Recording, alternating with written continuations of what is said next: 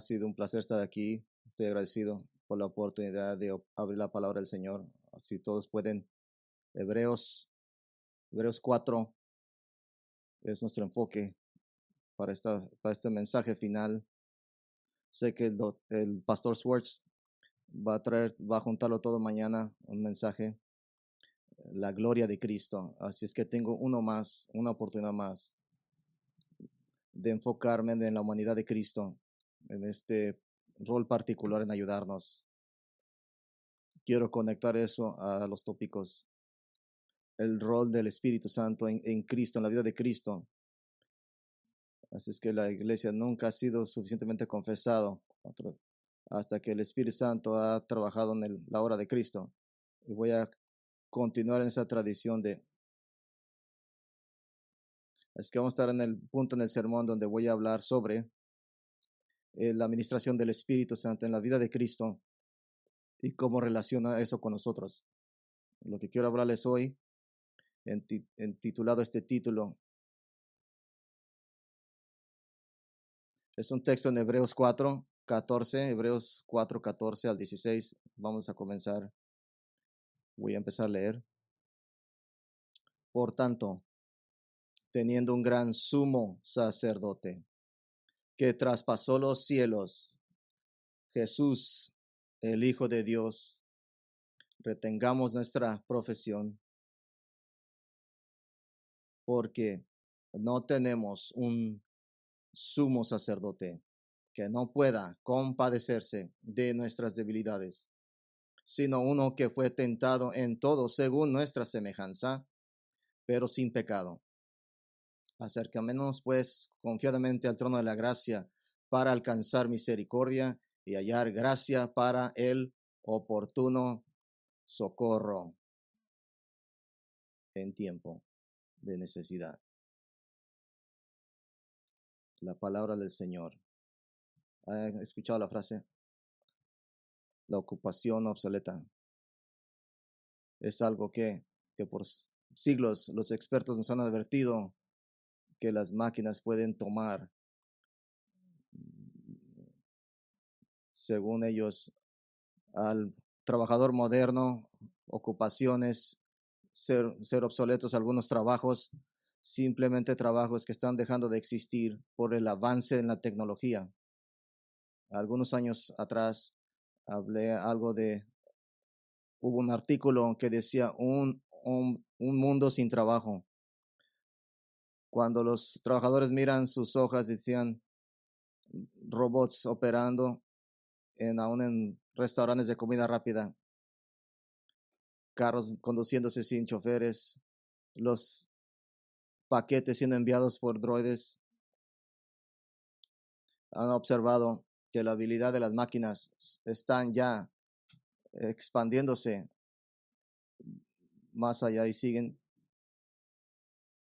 Y nos pensamos si cualquier trabajo está a salvo. En 2013, la Universidad de Oxnard pudieron ver que la mayoría de la mitad de los trabajos hace 2 décadas estaban casi allí, y que no es increíble creer esto. Y si no creen que van a ser obsoletos algunos trabajos, hágase a un lado del freeway 99, pregúntale a los caballos. Ya no usan esos caballos, esos animales, a menos que sea piénsela, el caballo, cómo esencial era el caballo hasta que el tractor se apareció. Qué tan esencial era el caballo para la transportación y fue usado al último por carros. Ahora hay tanques, aviones, ya se acabó para el caballo. Vivo en un lugar donde hay caballos cerca de la iglesia, sirviendo en Los Ángeles. Cada vez que veo un caballo, simplemente nomás le están dando de comer por gusto, caminando alrededor del bloque. Están viviendo para servir a su caballo. Y ya no era así antes. El caballo servía a uno. ¿Sí está entendiendo la ocupación obsoleta? Nadie se sienta en un panel Ya no hay choferes que jalan caballos, carrozas.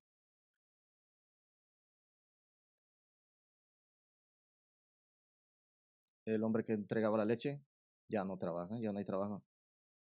Sería ahora el trabajador de almendras, leche de almendra. Las almendras no son mamíferos. La última expresión de la ocupación obsoleta está aquí, en este texto de esta tarde. Hebreos 4, 14 al 16. Es una descripción de Jesús como nuestro gran sumo sacerdote y su rol en el cielo ahora. Y como vemos este mensaje en dos comandos, dos mandamientos que están uno al otro, esta escritura nos enseña que es esencial para nosotros entender lo que significa que Jesús es nuestro sumo sacerdote y empatiza con nosotros, y el Espíritu Santo nos ayuda. El mismo Espíritu de Dios que ministra a Él, ministra a nosotros, como nosotros resistimos la tentación y nos esforzamos en la fe. Esencial entender. Hay dos mandamientos directos a cristianos en este pasaje. El primero es en el 14, versículo 14, que dice, retengamos nuestra profesión. Otra manera es de perseverar. Y el siguiente versículo en el 16, dice un segundo mandamiento que dice, acercarnos confiadamente, continuar como discípulo de Cristo. Este versículo tiene lo que enseñarnos sobre Cristo y su esencia sobre sumo sacerdote. Su sacerdocio está directamente relacionado con nuestra perseverancia en la fe, continuamente caminando hacia el frente por fe, con esperanza, terminar esa carrera, nuestro deseo de seguir a Cristo todo el tiempo hasta el río Jordán. La mayoría de nosotros no venimos de ese estilo de vida. La mayoría eran audiencia judía, hebrea, que se hicieron cristianos. Y no sabemos cómo era en ese entonces de tener un sacerdote en Israel.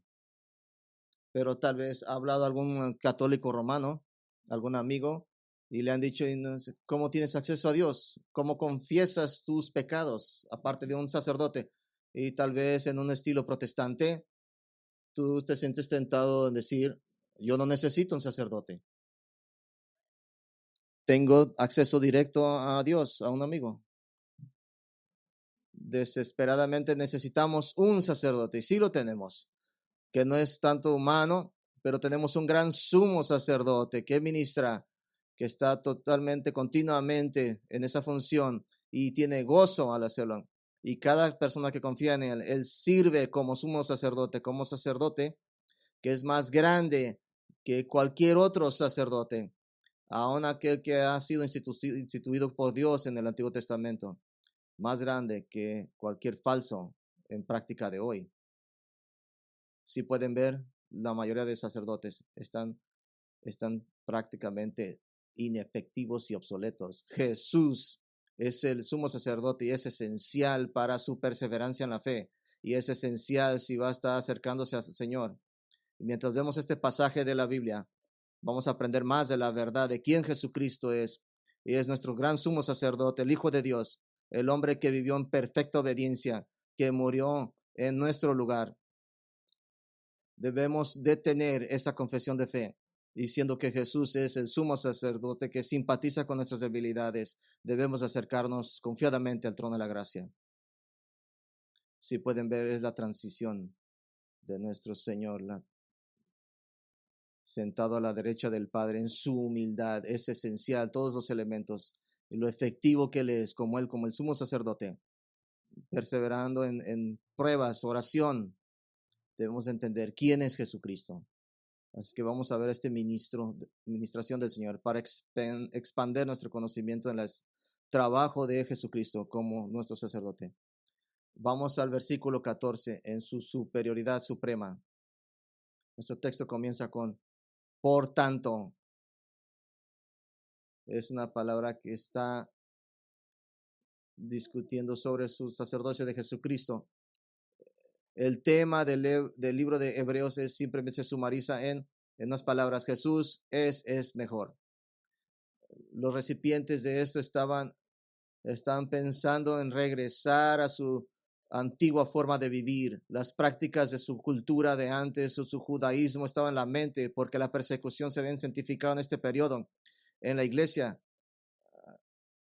Así es que estaba siendo atacada la iglesia. Algunos de los miembros ya se habían sido en prisión.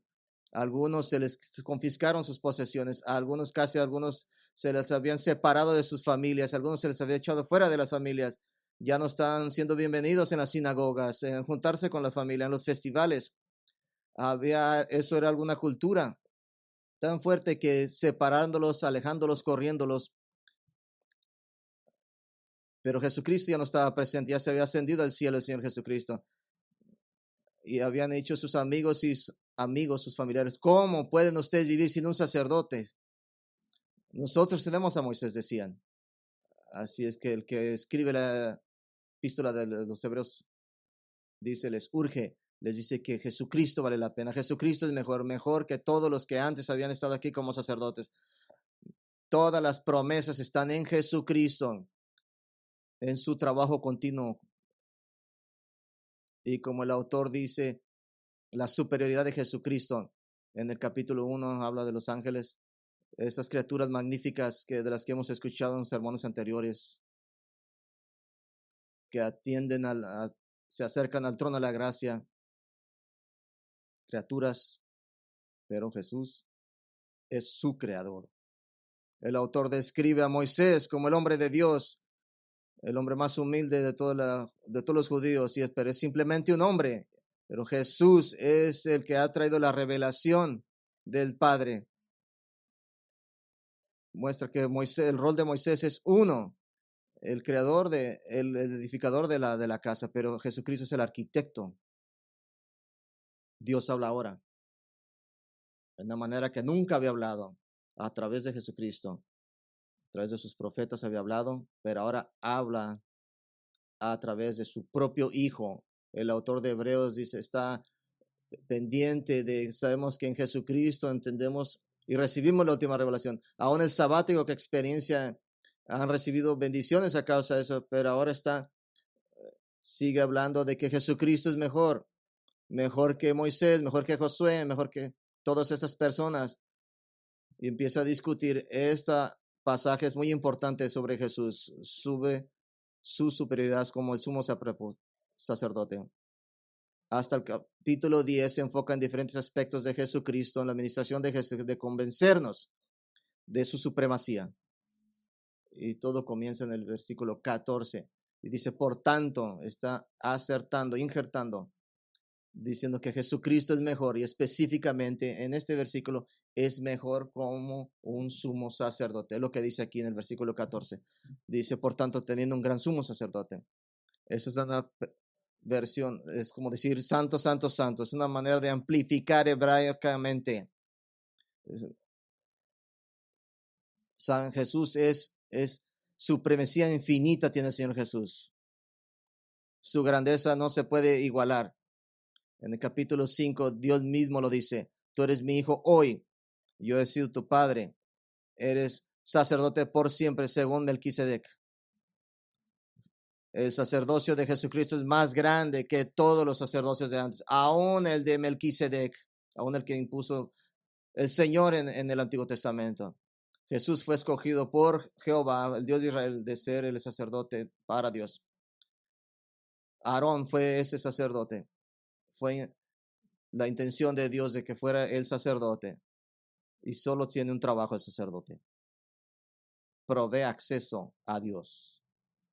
Él se para enfrente, en medio de Dios y la gente, ofreciendo sacrificio como su representante. Él se pone enfrente de Dios, representando a la gente hacia Dios. Esa es la función del sacerdote. Y hay muchas funciones que tenía que hacer en adorar en el santuario. Muchos sacerdotes de linaje de Aarón, pero solamente hay un sumo sacerdote. Uno.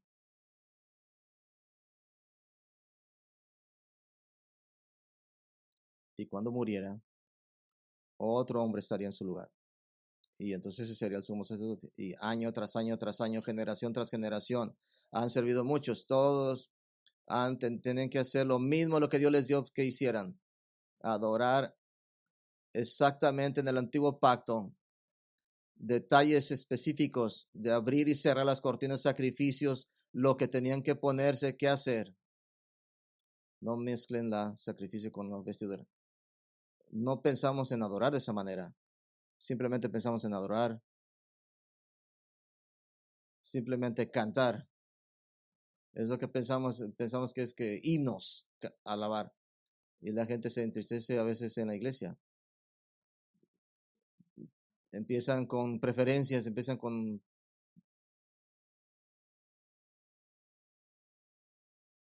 Pero no fue en la forma que Dios intencionó las cosas para tener preferencias.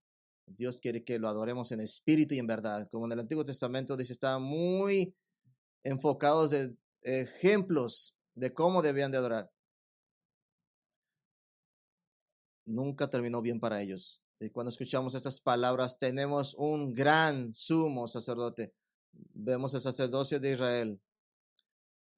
Esa vestimenta, eso que se ponía la mitra en la cabeza, el efod que traían en el pecho, 12 piedras preciosas, 3 al frente y 4 para abajo, representando a Israel y una tribu en cada piedra preciosa. Y el efod en los hombros, y tenían gemas de diferentes colores y describir cada una de las tribus, 6 tribus y 6 en el otro lado del hombro. 6 hijos de Israel, los 12 hijos de Israel. Y cuando este sacerdote entraba, cuando hacía los rituales que Dios requería, él lo hacía en medio para la congregación, para el pueblo de Dios. Y él hacía todos estos rituales en nombre del pueblo, de todos sus hermanos, de todos los israelitas, en nombre de todas las 12 tribus. Y los traía en sus hombres como un sacerdote ante Dios, representando a la gente, ministrando. La administración de Jesucristo fue superior en todas las maneras. Él no traía ese efod, él estuvo en la cruz desnudo, pero en su corazón él traía el nombre de todos los que traería al Padre. Él traía el nombre de todos los que confiarían en él. Y eso es lo que aprendemos esta mañana en Romanos 5, que somos partes de algo corporativo, una identidad corporativa, algo solidaridad en Cristo. Él nos trae todos como familia, él nos acarrea, nos carga como familia. Y no solamente una nación para la que él murió, una tribu, es naciones de cada tribu, de cada lengua, cada nación. Jesucristo, la sangre de Jesucristo fue derramada por todos. Ese sacrificio fue completo y final. Por eso es que su sacerdocio es superior, tan superior, que fue puesto por Dios. No se le puede comparar. No solamente como sacerdote superior, sino lo que todo él ha logrado. Mire este texto en el 15. Tenemos un sumo sacerdote que ha pasado los cielos. Jesucristo ascendió, traspasó, entronado. Pero nos recordaría a todo el mundo el movimiento espacial aquí del sacerdocio. Saben, el sacerdote tenía una responsabilidad especial que caía en él una vez al año, un día al año. Un gran sacrificio se tenía que hacer, el Yom Kippur, el día del sacrificio. Y era en ese día, y solo en ese día, que el sumo sacerdote tenía que sacrificar un toro para sus propios pecados de él. No era sin pecado, era un humano pecador, y era el sumo sacerdote. Y tenía que sacrificar por sus propios pecados y pecados por sus familiares. Y después de entrar, de haber sacrificado, entraba a la corte de afuera, un lugar que era tan sagrado solamente para la gente de Dios. Y en ese día, en ese solo día, tenía que proceder por una entrada de la corte de afuera, y era simplemente para la clase de los sacerdotes, y entraba en ese lugar sagrado con toda la vestimenta sacerdotal, y en ese solo día entraría en el lugar santo de santos, el más santo de todos los lugares, que fue intentado por Dios para representar su presencia, que tenía algo muy especial en todo el universo. Tenía el arca de la alianza. Y dentro de esa arca de la alianza, esa caja, que es una copia, también una copia de los 10 mandamientos. Y enseguida de eso a un lado, tenía un plato de maná, de la comida, de la provisión que les dio cuando los sacó de Egipto, que nunca supieron ni en historia. Y encima de esa caja, de esa arca de la alianza, una tapadera que tenía unas cosas angelicales con sus alas abiertas, bien uno al otro, y entraban con precaución. Según la ley de Dios, tenía que derramar sangre sobre toda el arca de la alianza, a ese altar, en nombre de los pecados de todo el pueblo de Dios. Recordarse a él que el pecado requería muerte, que Dios es santo, que Dios es justo y que el pecado se tiene que pagar. Y que la vida de los animales les recordaba que había que haber sacrificios por el pecado, tenía que haber un pago por el pecado. Año tras año, este ritual sería repetido exactamente de la misma manera. Y el sacerdote moriría y será reemplazado por otro sacerdote, otro sacerdote, otro sacerdote. Y el sacrificio sería interminable hasta que viniera Jesús. No por entrar en una cuarta otra. Primero en el tabernáculo, luego en el templo. Jesús traspasó los cielos, no un santuario. Allí en esa cruz, habiendo pagado, sacrificado su ser, no haciéndolo cada año, no sacrificio tras sacrificio, simplemente una sola vez y para siempre. Ahí se le acostó en la tumba y 3 días después lo vindicó. Todo lo que clamó y proclamó Jesucristo, y Jesús ministró a sus discípulos y los dejó ahí, y ascendiendo al cielo se sentó a la derecha del Padre.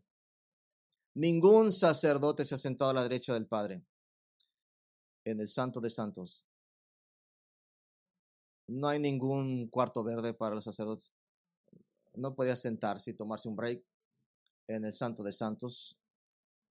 Y no podían estarse mucho rato ahí. Su trabajo no estaba terminado. No entraban con confianza, sino con temor y temblando. Pero Jesús traspasó los cielos, todo a través de todos los cielos, hasta la presencia de Dios, la propia presencia, y fue bienvenido ahí como el Cordero sin pecado, fue aceptado ahí, y su sacrificio fue fiel, final, y Dios le miró a su hijo y le dijo una vez, bien hecho, hijo mío, gran y siervo fiel. Y mientras se sentó a la derecha del Padre, cumpliendo su trabajo, Hebreos 6:19 nos dice su ministro en la misma, que tenemos esta esperanza confiadamente al trono de gracia para alcanzar misericordia. Así que detrás de la cortina donde Jesús, en nombre de nosotros, puede ver cuando Jesús murió en la cruz, ese velo que separaba de un cuarto del otro, simbólicamente nos recuerda que ya no sería, ya no tendría acceso el Padre a través de esos sacrificios, de este sacerdocio humano, sino solamente a través de Jesucristo, que es superior, un sacerdote superior, con algo muy superior, una obra muy superior. Hebreos 24. Fue solo él atravesó los cielos mismos, porque no entró Cristo en el santuario hecho de mano, figura del verdadero, sino en el cielo mismo, una y para siempre, para presentarse ahora por nosotros ante Dios, y nos enseña su supremacía, y no nomás se detiene ahí. Miren el versículo 14, nos sigue describiendo su superioridad, su sacerdocio superior, su obra. Estas siguientes palabras nos enseña la identidad que apuntan a esa superioridad suprema de Jesucristo. Por tanto, teniendo un gran sumo sacerdote que traspasó los cielos, Jesús, el Hijo de Dios. Esa es su identidad. Jesús, el Hijo de Dios. Mientras mire el nombre de Jesús en la Escritura, no está ahí nomás indiscriminadamente. A veces le llaman a Jesús, a veces Jesucristo, Jesús de Nazaret. Aquí se le llama a Jesús, el Hijo de Dios. Una identificación triunfante. Lo que nos enseña aquí es que su nombre era Jesús, su nombre humano, algo ordinario en Israel, pero algo con un pasado importante, ligado a la gente hebrea, es lo mismo que Joshua, Josué, o algún, ¿qué pasó aquí?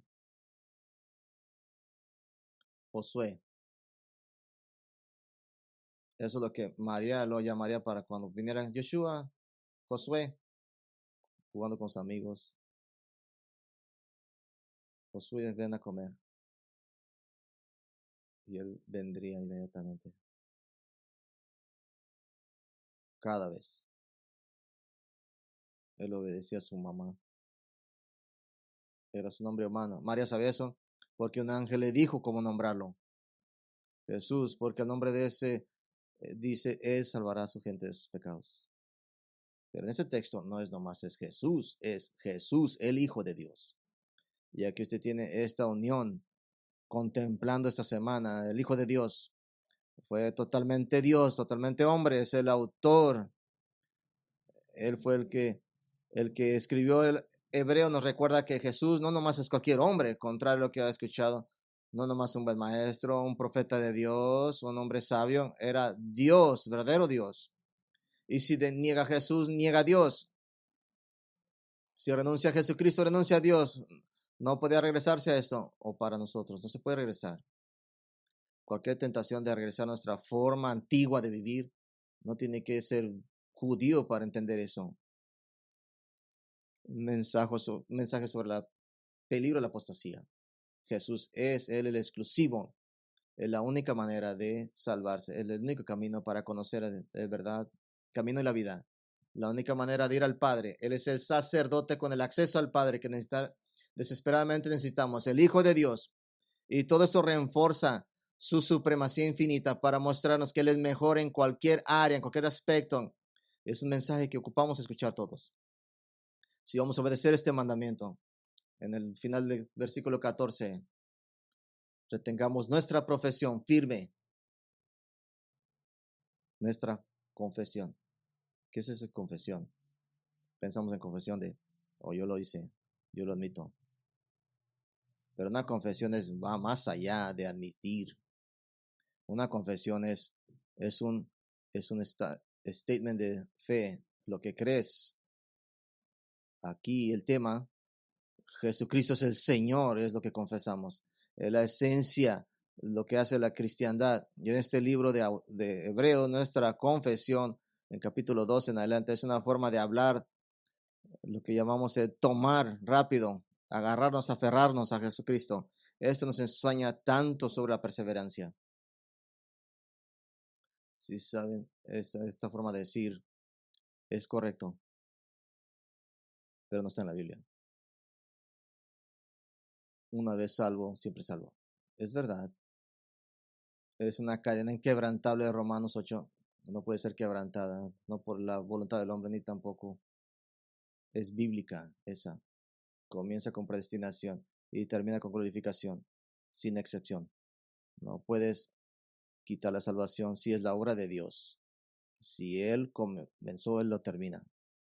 Jesús dijo, es su Padre, nadie te puede quitar de sus manos, dijo Jesús. Todos los que le ha puesto el Padre en la mano de Dios. Nuestra salvación es eternamente asegurada. Pero una vez salvo, siempre salvo no es verdadero. No hay ese versículo en la Biblia. Es un concepto. Otro concepto en la Biblia es, especialmente en el libro de Hebreos, que no contradice esa verdad, pero refuerza las advertencias directas hacia los cristianos que deben aferrarse a su profesión. No es suficiente de siempre haber caminado como un niño y vivir como tú quieras. No ese es el mensaje del cristianismo. El libro de Hebreos está lleno de advertencias dirigidas a cristianos que deben de aferrarse a su profesión y que no hay contradicción de eso y la perseveración de los santos. Dios puede advertir a sus hijos y estas advertencias son verdaderamente y están intencionadas como una de las formas de gracia que nos mantiene de seguir a Jesucristo. Y el mensaje del 14 aquí antes relaciona perseverancia a los cristianos, inspirado por Dios en el libro de Hebreos. Para todo cristiano que ha seguido la convicción de que él debe de perseverar, es algo muy aferrado, muy apretado, muy cercano, porque aférrese a Jesucristo todos los días. Y cuando se sienta caer, alejarse o resbalarse, cuando siente que no tiene la fuerza de seguir a Cristo, especialmente mientras se incrementa la persecución y todas las cosas empeorándose, y la respuesta es que se aferre más a Él. Él será fiel, mientras usted no lo es. Por eso la salvación es solamente por fe. Esa es la confesión, es nuestra fe en Cristo Jesús. Así es como Dios nos intenta mantener en su gracia, mirándolo como nuestro sumo sacerdote. Jesús es mejor. Usamos esa palabra mucho, mejor. No decimos superior mucho, frecuentemente. Bueno, ustedes son muy fans aquí, fancy Nancy. Mejor. ¿Alguien sabe un lugar mejor para tacos? Yo pienso que sí saben. Los Dodgers son mejores. Los Giants, los Gigantes y todos los demás. Mejor. Estamos familiarizados que Jesucristo es mejor de todo lo que Él nos ha salvado. Es mejor que cualquier ídolo que nos ha dado placeres en este mundo. Jesús es mejor que la fama, que la fortuna, que la vida fácil, que el confort. Jesús es mejor que las religiones hechas por el hombre. Dile a tu corazón que Jesús es mejor y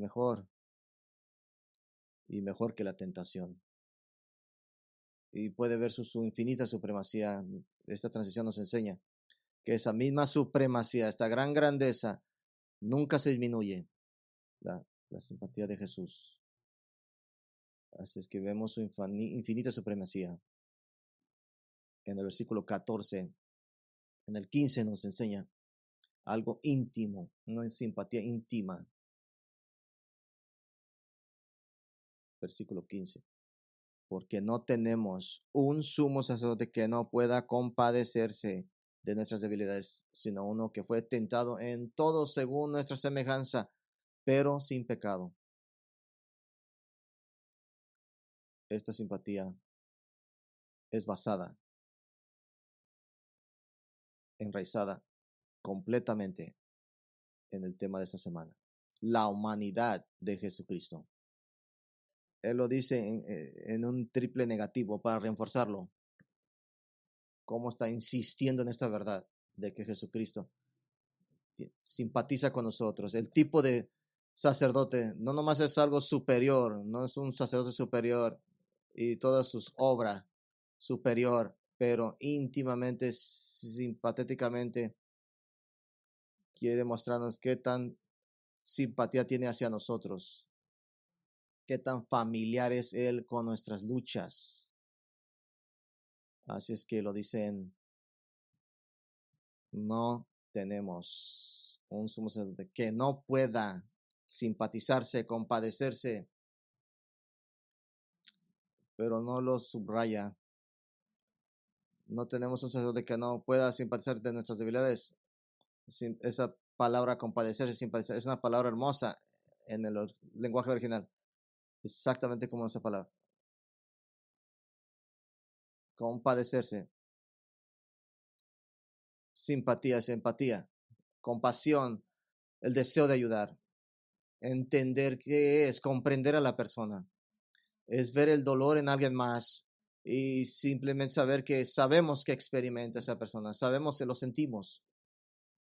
Jesús es ese tipo de sumo sacerdote, no como los del Antiguo Testamento, los sacerdotes del Antiguo Testamento que simpatizaban, eran también humanos, pero Jesús tiene simpatía humana más grande, porque los sacerdotes de antes podían simpatizar con nuestras debilidades, porque tenían nuestras mismas debilidades y fallaban y caían en el mismo pecado, pero Jesús es superior en simpatía porque él sabía la debilidad y las fragilidades del humano, como porque fue el humano y fue tentado en todas las maneras, pero sin pecado.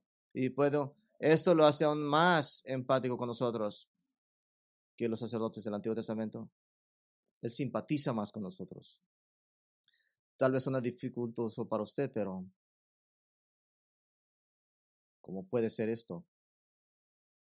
Si Jesús nunca probó el pecado y nunca lo hizo, entonces, ¿cómo puede verdaderamente comprenderme mis luchas en contra del pecado?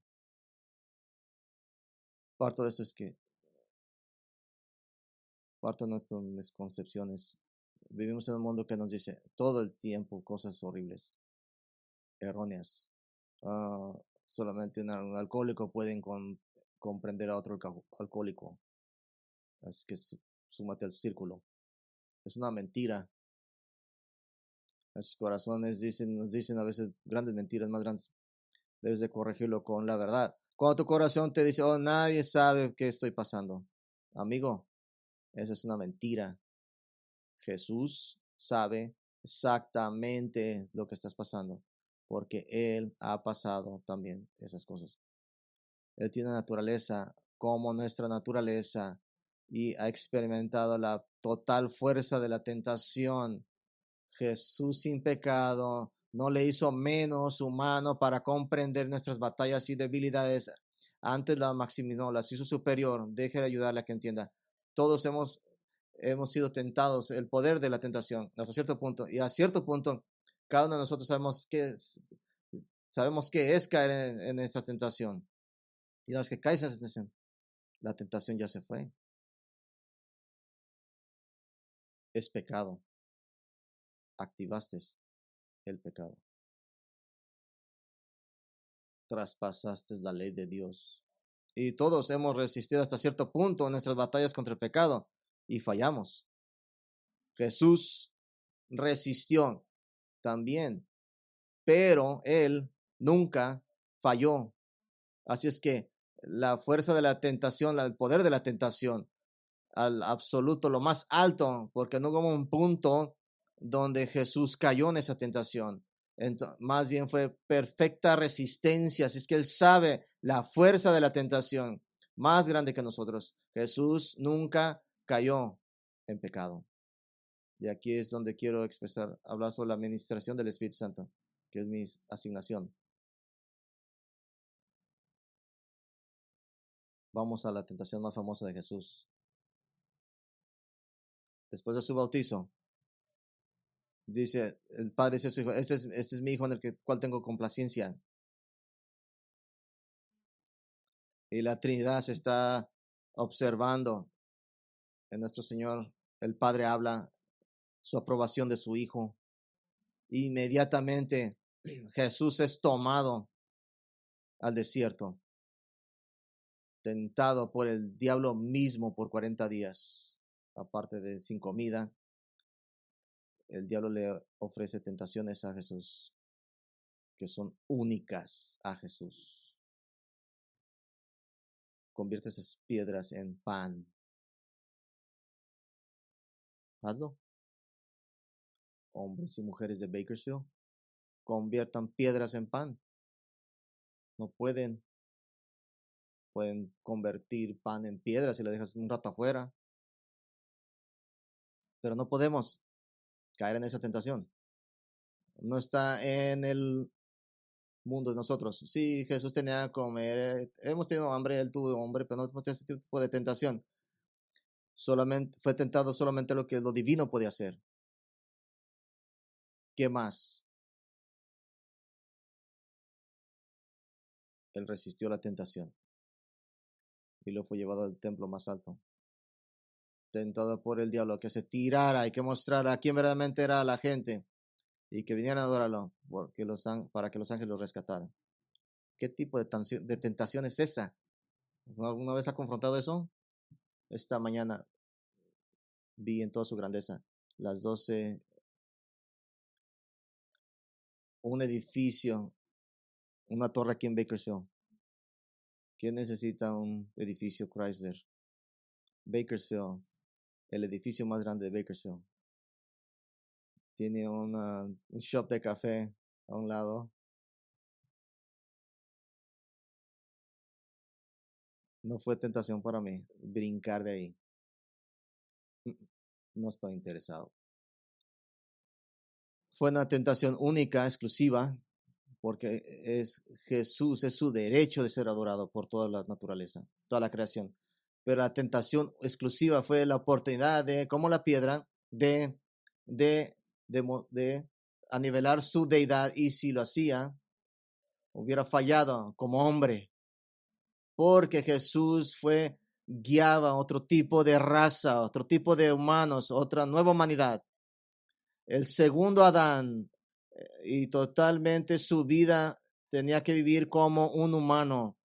Por eso el pastor Steve quiere tener esta conferencia, la escucho en cada mensaje que está dando. Quiere que entienda que la humanidad de Jesucristo es tan ayudadora para nosotros. Toda la administración total, viviendo como hombre, sí, totalmente Dios, pero totalmente humano, que nos recuerda que nos dice el Evangelio, que Jesús estaba dependiente de la palabra de Dios, dependía de la palabra de Dios, de oración y el poder del Espíritu Santo. Y hay más que hablar sobre todo esto. La iglesia nunca ha confesado lo infinito del Espíritu Santo, lo que hizo en Jesucristo. Simplemente vemos algo pequeño en los evangelios. Aún antes de los evangelios, el Mesías en el libro de Isaías repite que es el hombre de espíritus. Y Jesús es su vida completa, la administración total de Jesucristo envuelve la administración del Espíritu Santo. Todo el semana hemos visto su concepción, María quedó embarazada por el Espíritu Santo, su bautismo, su testimonio por el Espíritu Santo en forma de paloma, su ministración por el Espíritu del Espíritu Santo movido al desierto, su mesianidad está enseñando los milagros del Espíritu. La muerte de Jesucristo, según uno de los pasajes en Hebreos, envuelve el Espíritu y en su resurrección y está siendo testiguado por el Espíritu. Desde concepción, nacimiento, bautismo y especialmente en su tentación. Vivió como totalmente hombre, lleno del Espíritu Santo. Nos dejó el mismo Espíritu que lo ministraba. Así que no diga que Él no comprende tentación. No diga que no sabe cómo lo que estamos pasando. Desde su nacimiento,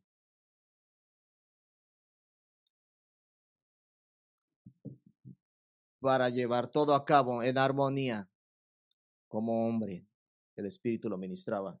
Piensa en los ejemplos antes que nos dieron en la Escritura. Sus tentaciones ordinarias como Dios, que no compartimos. Los ojos, el orgullo, todas las cosas, siendo una persona, todos los pecados que tenemos. Pero Jesucristo fue totalmente obediente, sintió la total fuerza del pecado. Jesús obedeció a su Padre, aún hasta la noche más oscura, en la tentación del jardín de Getsemaní, mientras confrontaba a su tentador. Sin compasión por Jesús, está llorando, sudando, temiendo, temiendo la ira de Dios, tratando de hacerse a un lado, sabiendo que la legión de ángeles en cualquier momento podían descender, pero aún en su crucifixión, pero ahora dice, no mi voluntad, sino la tuya. Y Jesús confrontó toda la tentación, pero nunca pecó, exactamente como nosotros, pero sin pecado. Sintió la categoría de las tentaciones. Pero Jesús nunca, mire, estoy aquí en ruta, pero miren la cosa.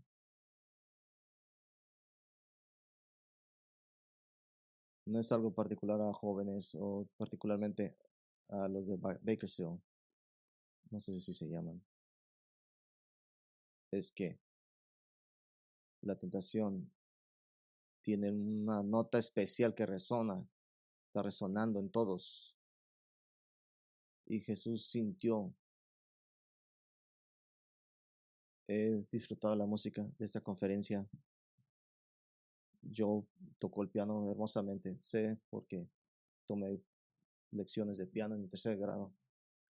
No toqué, no desde tercer año, en tercer año.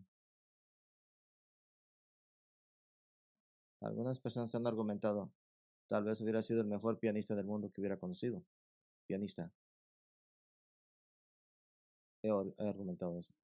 Pruébame equivocado. No hay manera de saber. Pero sí sé esto, sí puedo ir ahí. Es un buen piano. Y creo que puedo encontrar. Y si pudiera decirle un libro de música. Hay algo llamado resonancia simpatética. Resonancia simpatética es el mismo principal de entonar.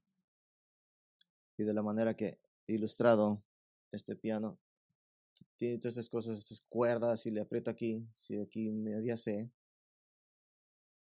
casi de hierro, y si hubiera otro piano, no como ese, por eso es un robot, pero otro piano con cuerdas allá, y si le aprieto medio C aquí, aquel piano suavemente resonaría. Se llama entonar, es simpatía, resonancia simpática, media sea que producirá allá en el otro piano.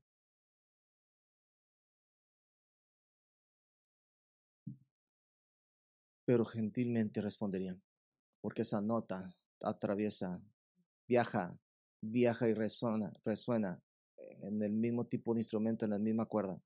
Es el mismo principal que hace esta resonancia, esta obra. Es el mismo tipo de simpatía, resonancia que Jesús tiene para usted. Cuando usted lo busca en la oración, su humanidad en el cielo no es más diferente que el cuerpo que usted tiene. Su forma glorificada sigue siendo una forma humana, porque todavía es humano. Él sabe sus debilidades, él sabe sus fragilidades. Él ha caminado en sus zapatos, él ya caminó en este camino. Tiene simpatía si usted lo comprende. Un hombre dijo de esta manera, como humano, él sabe las fragilidades del humano, de toda la raza humana. No está distante ni está íntimamente. Él ha experimentado toda la tentación, el deleite, no fueron extraños para él.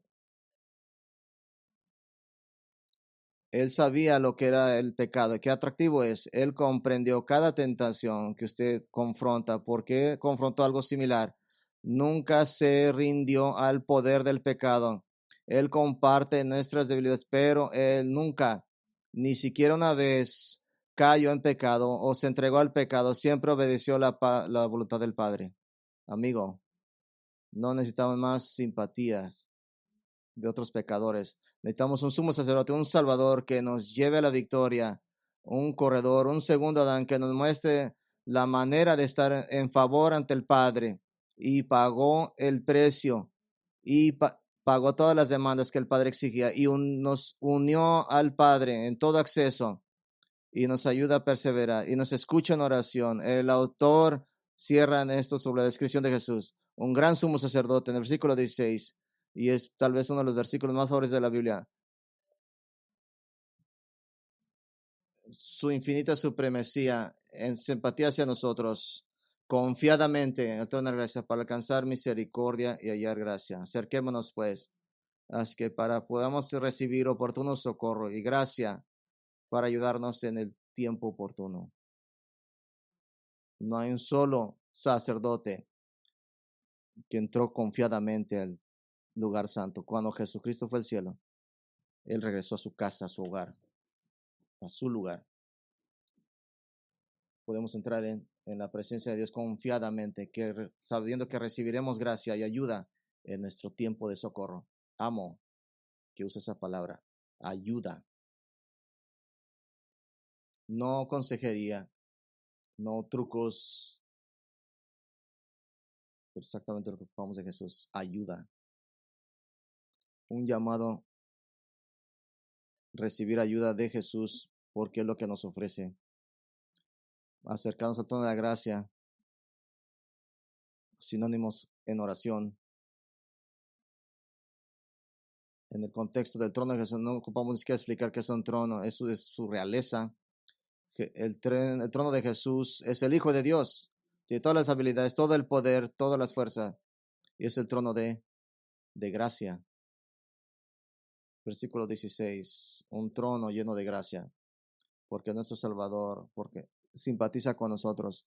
Quiere decir que Jesús, el trono de Jesús está disponible para usted. Así es que puede llamarle en su hora de tentación, en su hora de necesidad, cuando no sabe cómo va a terminar, cuando no sabe cómo va a atravesar a través de estas pruebas. Usted tiene a Jesús, un abogado que habla sentado en el trono de gracia, está disponible para usted y es generoso con usted y es bueno.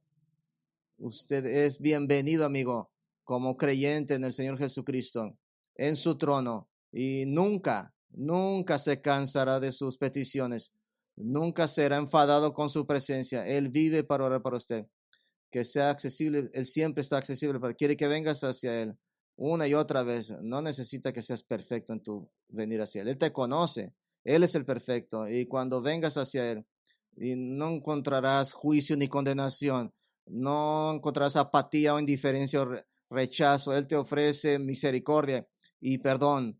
Encontrarás gracia y fuerza, exactamente lo que tú necesitas. Él no necesita que tú des una actuación, un ritual o pruebas de ti o validación.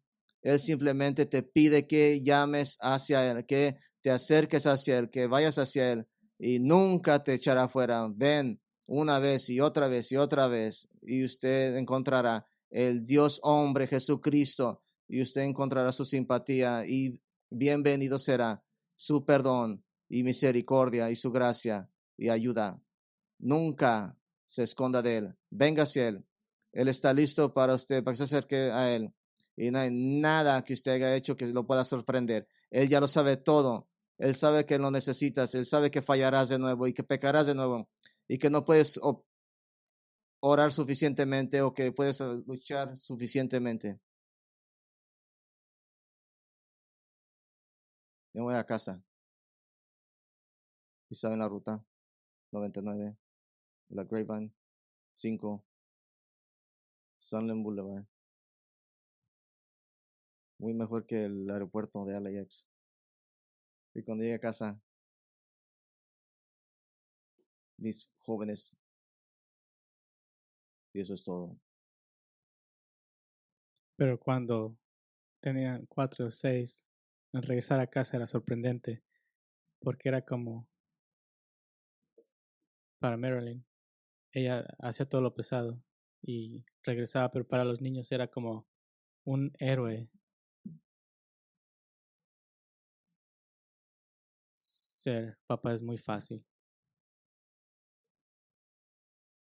Y simplemente llegaban, mi niña aún llegó y me abraza. Y ellos nunca dudaban de venir a mí. Es sorprendente que los niños pequeños lleguen con su padre y sean felices de ver a su padre. Pero yo soy simplemente un papá normal. Pero Dios es un padre que sacrificó a su hijo por nosotros. Así que cristiano, que estás perseverando en tu fe, que vives como Cristo lo hizo en el poder del Espíritu, quiero que vengas a este gran sumo sacerdote. Ven, encuentra gracia y toma tu gracia. Y si vienes a Él, no vas a fallar de llegar a estar donde Él está. Padre, gracias por Jesús. Gracias que tú estás por nosotros y no contra nosotros. Gracias. Ayúdanos a quitar nuestros ojos de nosotros y de nuestro pecado y pongámoslo en Cristo. Que nunca pensemos en Él como un sentimiento, sino que Él pasó por lo que nosotros hemos pasado. Él nos entiende perfectamente. Tiene simpatía por nosotros. Gracias por su poder y que entiende nuestras tentaciones. Gracias Dios, por su infinita perfección que lo califica a ser la ayuda que necesitamos. Gracias, Padre, por esta conferencia, esta iglesia. Ayúdalos a fortalecerlos en la fe, en su llamado, que sean como que perseveren debido a nuestro gran sumo sacerdote. En su nombre oramos. Amén.